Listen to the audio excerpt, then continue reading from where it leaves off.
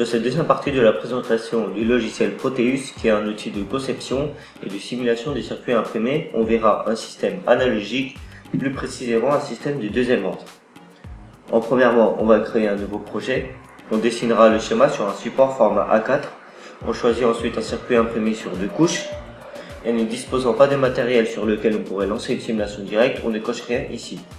Et on fait terminer pour créer le projet. La barre d'outils à gauche va nous permettre d'ajouter des composants à notre projet. On fait un clic droit ici et on fait Pick from Library. Une fenêtre apparaît. Dans la barre de recherche, on tape le composant que l'on souhaite donc ajouter à notre projet. Dans la catégorie la place primitive, on va prendre un filtre passe-bas du premier ordre, ensuite un gain, un intégrateur et un soustracteur.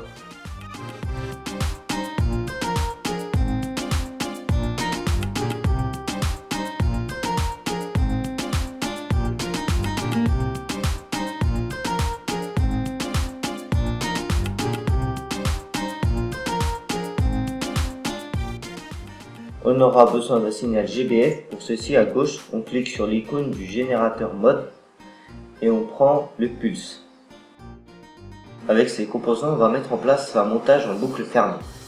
Pour placer un composant, il suffit de choisir le composant que l'on souhaite ajouter et recliquer sur la saisie de schéma pour le placer. Voilà, maintenant on va effectuer le câblage.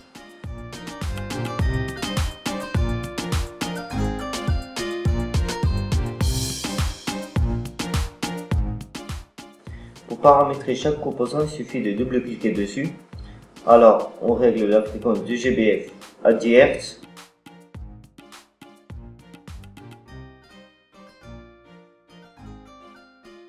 Ensuite, le gain à 1130.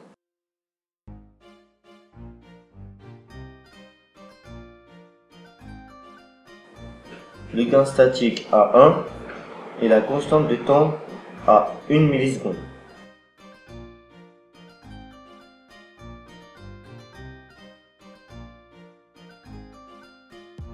Pour pouvoir visualiser le signal d'entrée et de sortie, on aura besoin d'un oscilloscope. Donc, à gauche, on clique sur l'icône Instrument et on prend un oscilloscope.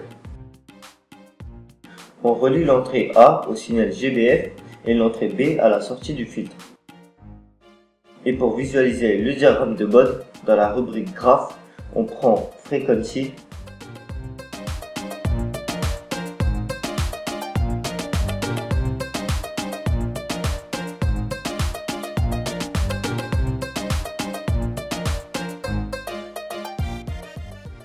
Par contre, on va placer une sonde de tension pour pouvoir visualiser le diagramme de Bode que l'on appelle VS.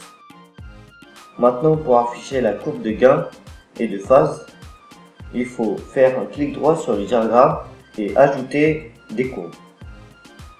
Donc ici une manipulation très importante, car dans Axis, quand on coche sur Left, c'est-à-dire gauche, on affiche la courbe de gain, et quand on coche Right, on affiche la courbe de phase. On ajoute donc ces deux courbes. Ensuite, autre chose de très important, pour afficher le diagramme de Bode, il faut d'abord cliquer dessus et appuyer sur la touche espace. Et ainsi le diagramme de Bode s'affiche sans avoir besoin de lancer la simulation. Et pour l'afficher en plus grand, il suffit de faire un clic droit et maximiser la fenêtre. Ici, il est donc possible de parcourir les courbes et de relever les valeurs.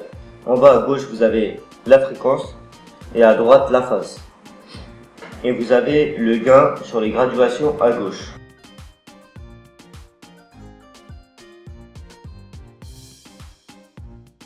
On lance donc la simulation en cliquant sur l'icône Play en bas à gauche. Et on a la fenêtre de l'oscilloscope qui s'ouvre. Il est donc possible de changer les calibres, déplacer les courbes. Il est aussi bien possible de basculer les courbes C et D sur Off. Pour avoir quelque chose de plus propre, on va jouer avec les calibres et on n'oublie pas de passer en mode DC pour ces deux courbes.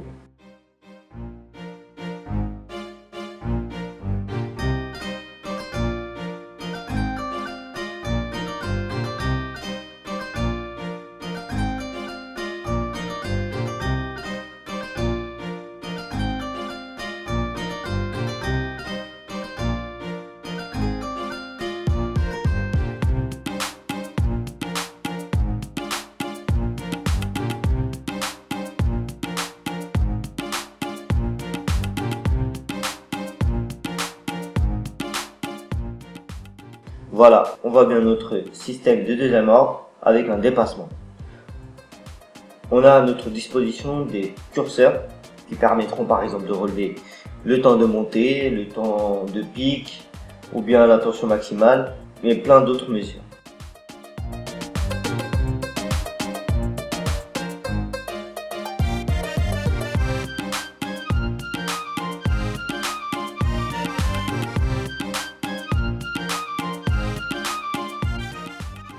On passe maintenant à un autre montage qui va permettre d'obtenir un système du deuxième ordre à l'aide d'un ampli-up qui sera le TL074.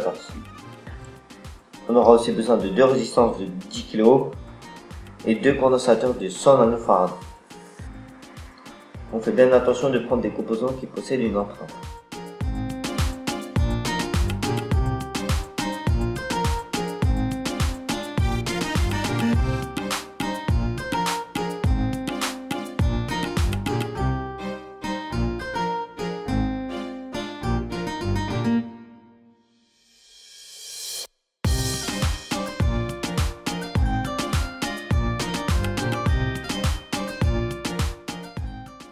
On peut commencer maintenant le câblage.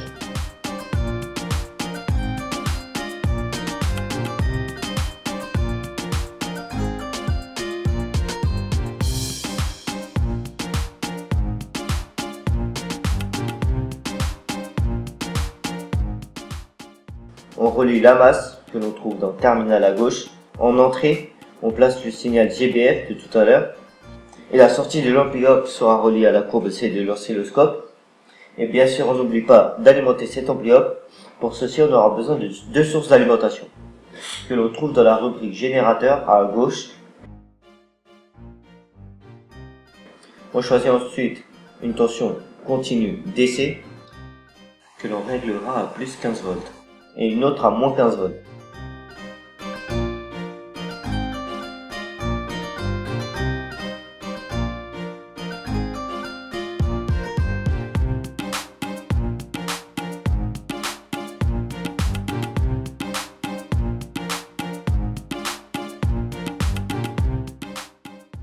On peut maintenant lancer la simulation.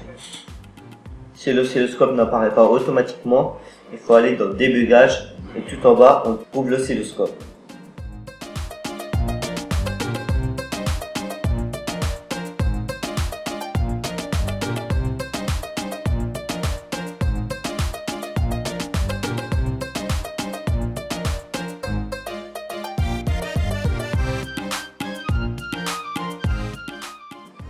Voilà notre signal.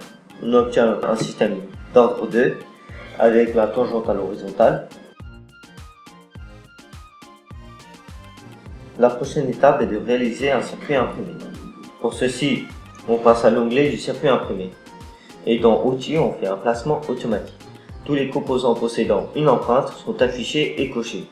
Il suffit de faire OK et le placement s'effectue automatiquement. Ce n'est pas encore fini, il est aussi possible de visualiser la simulation du déplacement des pistes. Pour cela, on repart dans Outils et on fait un routage automatique.